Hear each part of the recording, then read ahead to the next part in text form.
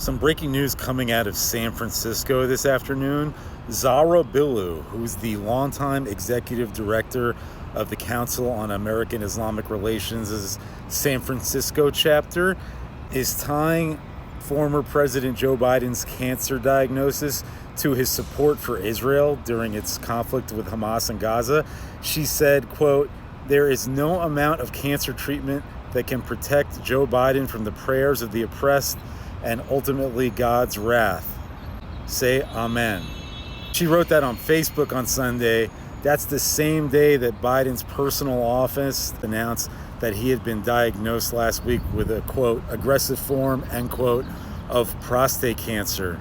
Speaking of President Trump on Facebook, Billoo also wrote, quote, "His time will come too," end quote.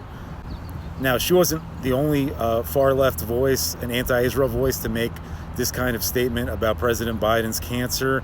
Black Lives Matter activist Shaun King said, quote, "I hope his final days are painful," end quote, speaking of President Biden. And former Washington Post reporter Taylor Lorenz said she hoped that Biden, quote, "rots in hell and rests in piss," end quote.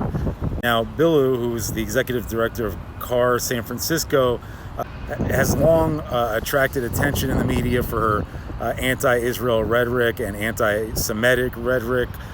In 2021, during an American Muslims for Palestine meeting, she said, quote, "We need to pay attention to the Anti-Defamation League. We need to pay attention to the Jewish Federation, the Zionist synagogues, Hillel chapters on our campuses," end quote, which are, of course, all organizations or centers that have nothing to do with Israeli foreign policy and are centers of Jewish communal life, not Israel policy making. She told attendees at that conference that people advocating for a two-state solution are, quote, "your enemies," end quote. "There are organizations and infrastructures out there who are working to harm you," end quote.